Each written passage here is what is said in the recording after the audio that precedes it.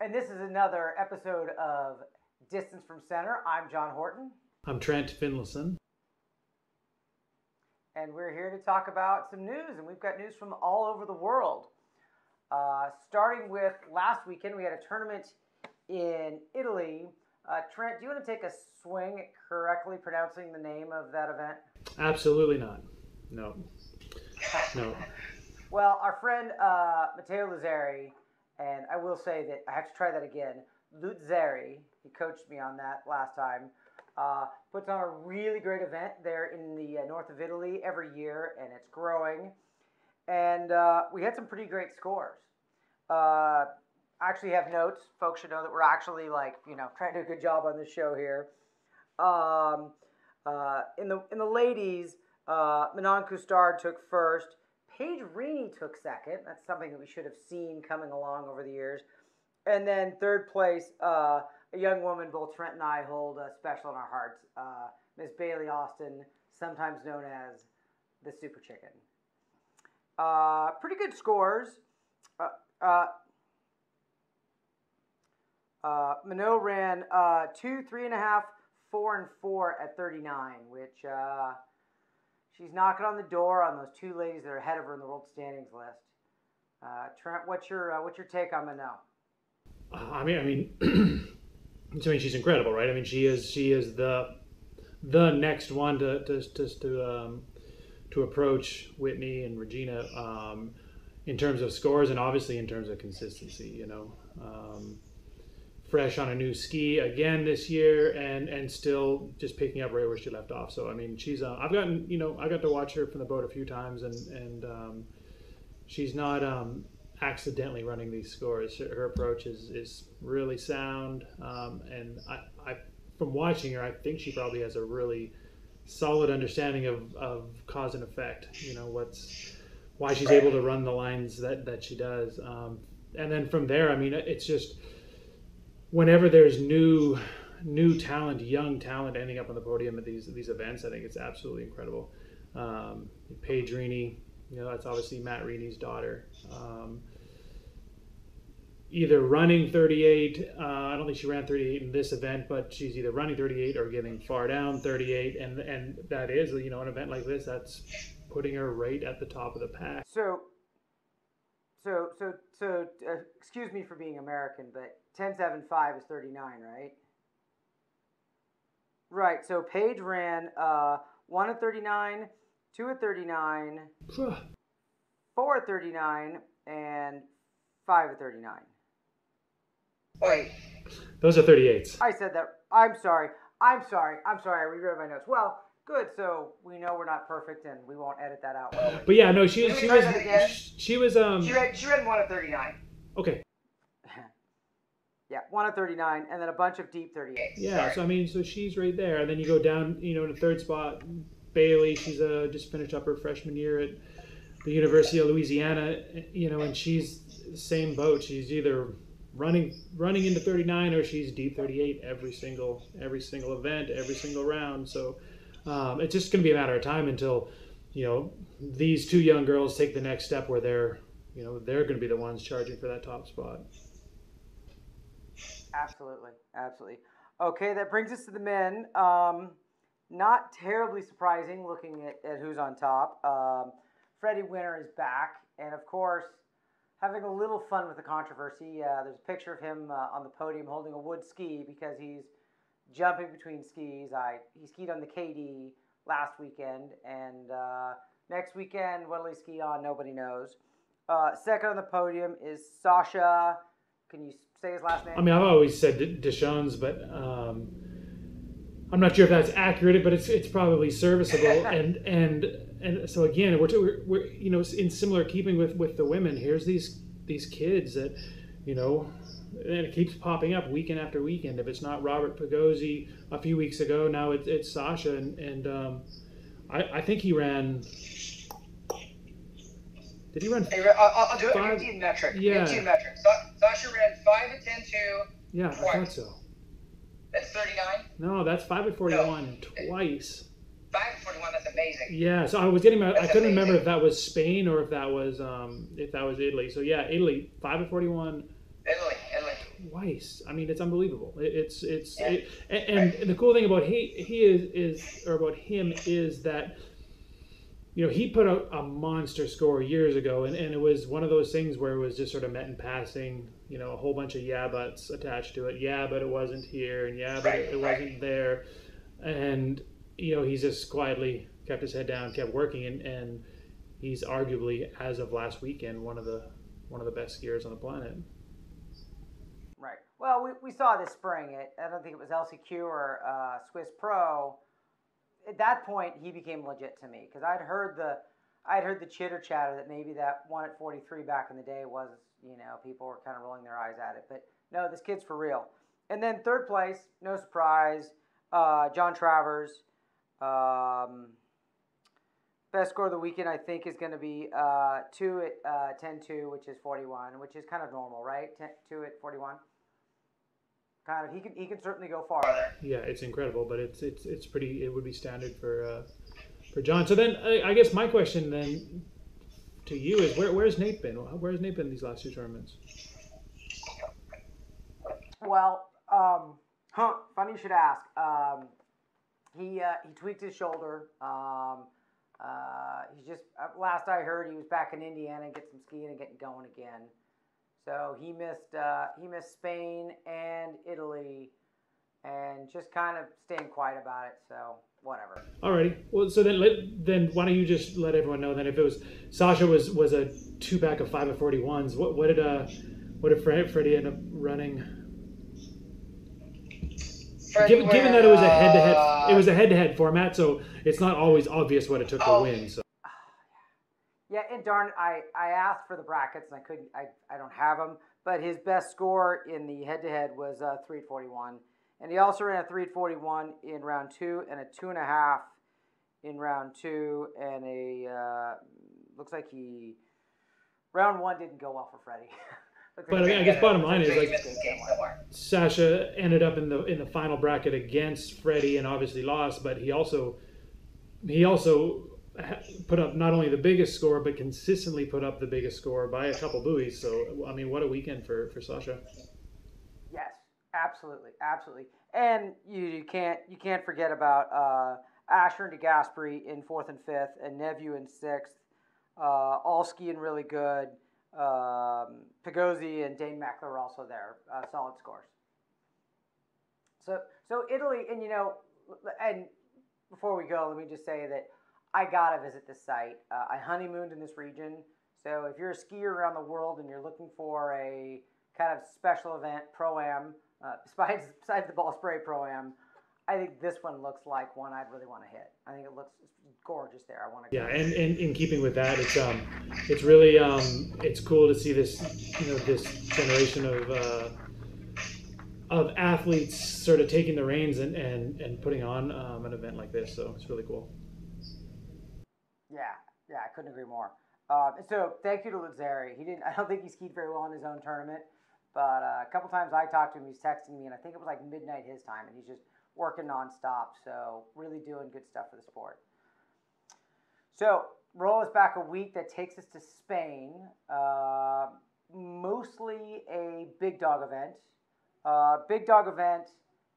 Some amateur slalom, and then some pro min also showed up. Starting with the big dogs, solid scores, nothing out of the ordinary. Greg Sund ran 2 at 41 twice, which is good for him.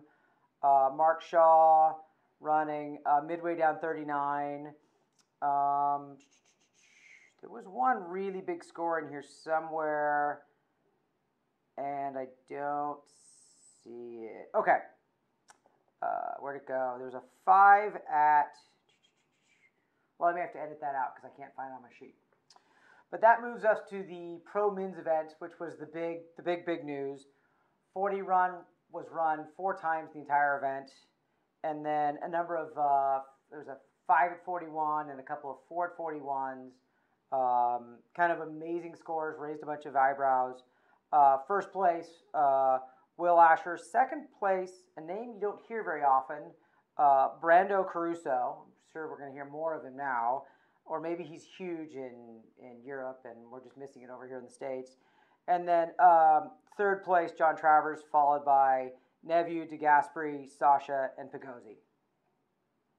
So nothing super earth-shattering about those results except for Brando Caruso.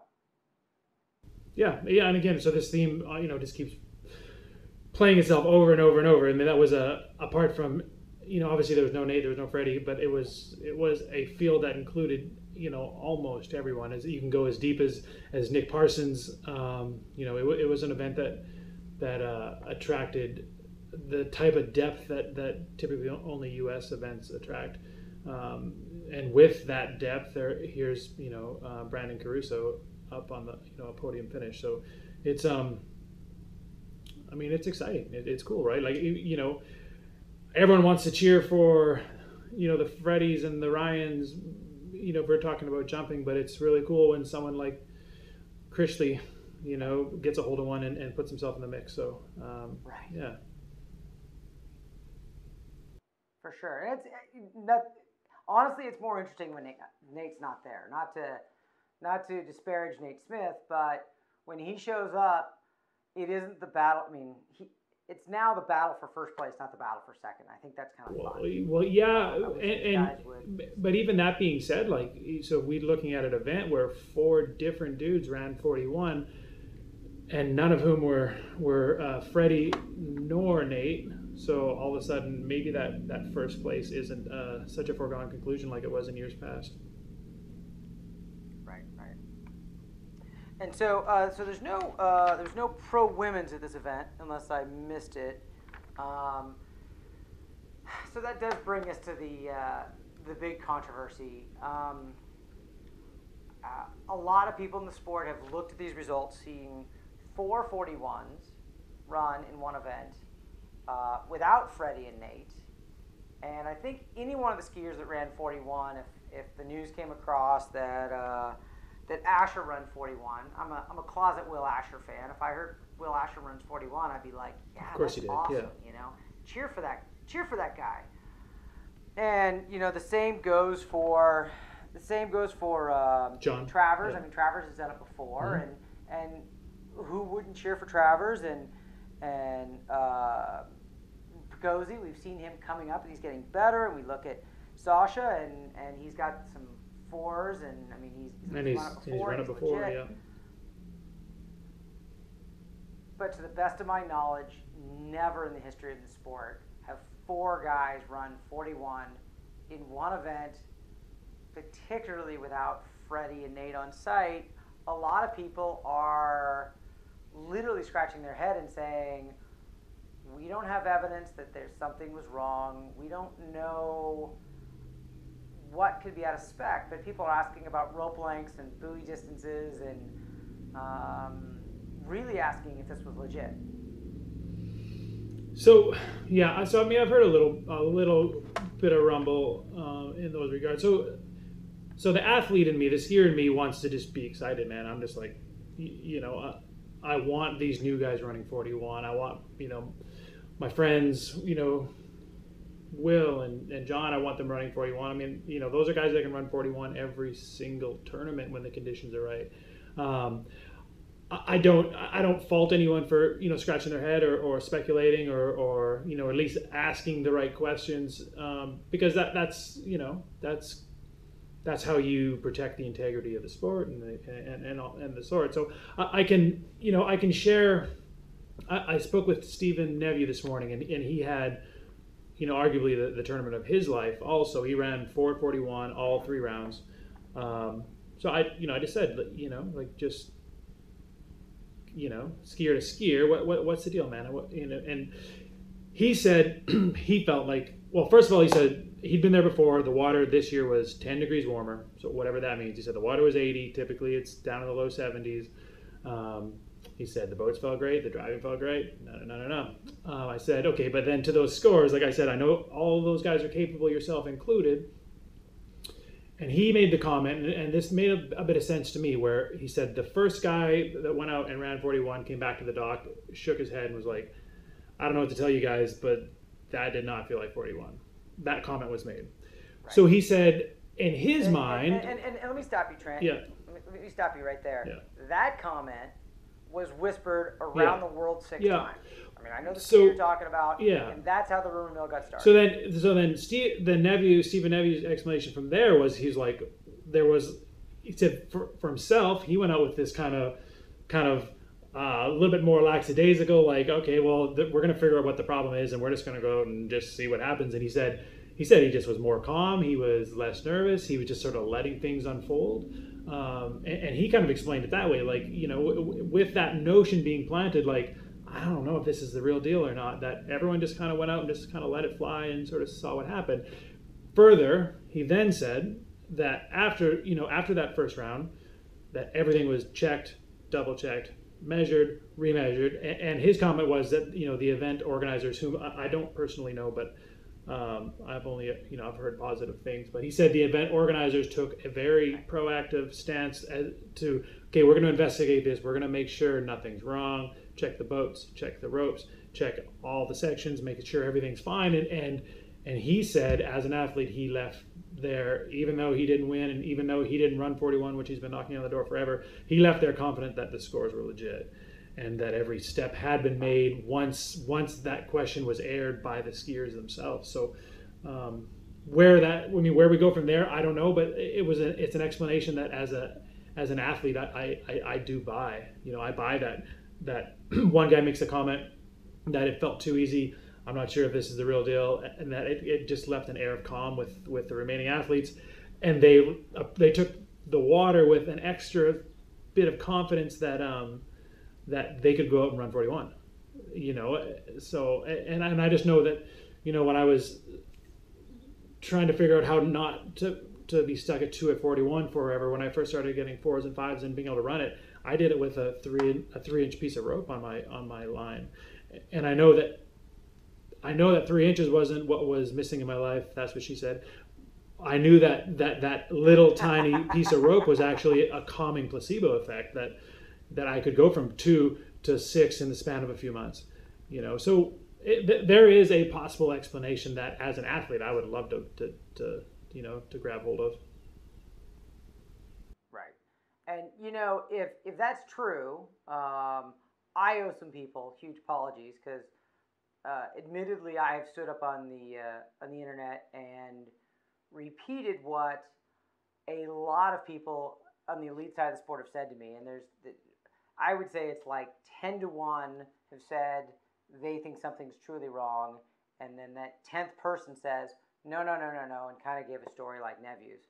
So we don't know, and if I have literally barbecued the people over in Spain incorrectly, it's pretty shameful.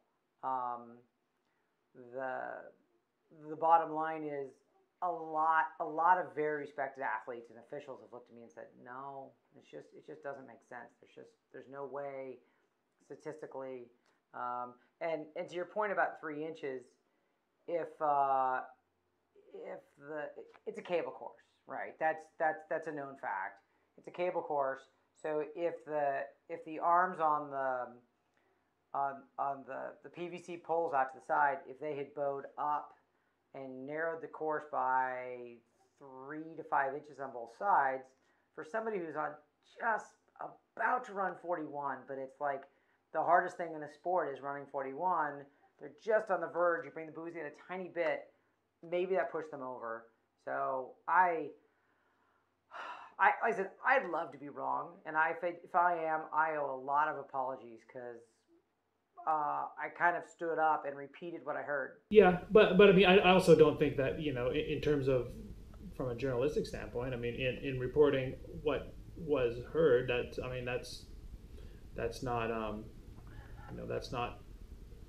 not finger pointing as such. It's reporting what the word is around in similar fashion to me, divulging what right. I was told by Stephen Neview. So it's. I guess the only other thing that lends a little bit of I guess the only thing that lends a little bit of validity to that to those scores is that the very next weekend on a different site, Sasha ran 5 right. after running it the weekend before. So It's tough. It's a tough one because, like, of course, initially you're going to scratch your head and wonder what the deal was, but it's again, as an athlete, I would love to be able to just rally behind it and just holy shit, that was good skiing, Right. All right. Well, this is this subject it's just blown the internet up for the last week and a half. So hopefully we can move on. I don't even know what the next major pro event is, but we should move on. Wait. I'm sorry. Before we move on, Greg Sund, super nice guy, legit skier, ran 41 twice in a tournament in New Jersey, just a week before Spain. Look, the bottom line is performance specs matter. What I keep saying to people is it's like running a 4-minute mile. I jokingly keep telling people that I ran a 4-minute mile. Well, I ran for 4 minutes. But to a runner, a 4-minute mile is this amazing achievement that means something very, very specific, right? It's a metric. It's something that people aspire to. First time somebody runs 15 off, it's a big deal. 22, 28, 32, 35, 38. I run 38 periodically, and when I do, and I get one or two at 39, that specific line length and spec, I know the boat's going exactly speed, I expect the boat path is perfect, it means something to me as personal accomplishment. So if there's scores, and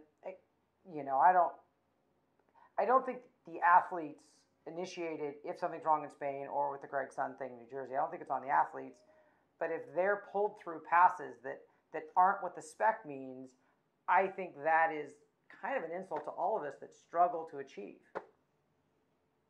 Yeah, no, and you're right. Like, it's what we do, right? It's how we measure ourselves. But the thing is it absolutely makes itself clear down the line, right? Like, I remember in, I guess I'm going to say 2012, and I'm close, it might have been 2011, but when Nate Smith first ran 41 at a C class. Right.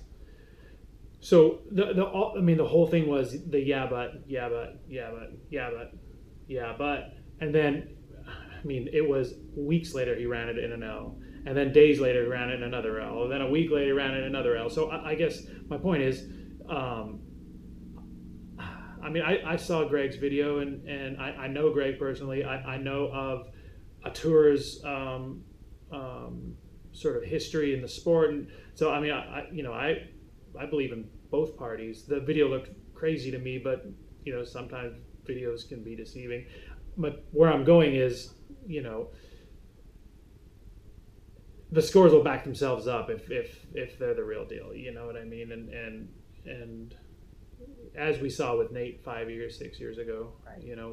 And as we saw with Sasha weekend to weekend, running 1 at 43, 5 at 41, and the scores are backing themselves up. So, if they're the real deal, it becomes evident pretty early. Like, I'm all for the integrity of the sport and integrity of the rule book and all that sort of thing, but it's it all kind of comes out in the wash, Right. Well, and kind of the last thing to close, I spoke to a couple of skiers at pro level guys who would be trying to get to the Worlds or concerned about their world standings or concerned about maybe making Masters. And if scores are inflated and go on the rankings list, it can impact those skiers financially. It's not just pride. Yeah, it's not you're just absolutely right. It's not just sour grapes. I don't believe you're that good a skier. It's if we're competing on this virtual rankings list level, and I go out on a super long rope and I run some crazy pass and it puts me at the top of the list, and I go get to Worlds and you don't, that's bad. Yeah. Nope. You're right. There is real implications, whether it's on on the professional side in terms of financially, or on the amateur side. There's real implications when guys work their humps off to be at the top of a U.S. list or a world list and all that sort of thing. So, I couldn't really speak to it any further, just without any real information other than, wow, that video looked crazy. That's just not enough for me, especially given, I know both parties involved, the hosting committee and and Greg himself. So, but yeah, I mean, and so let's just go that everything's completely square. What an unbelievable 2 weeks of water skiing. Oh, crazy. 41, 41, 41, 41, 41 on the pro side and on the amateur side. It's unbelievable. 641s in 9 days or something, right? I mean, that's unheard of. Yep. All right. Well, hopefully the next show will be about great skiing and nothing to do with controversy. How's that? I'll take equal parts both. This is fun. Oh, well, I don't All right. know. Thanks, Joe. All right. Yeah. Thank you, Trent.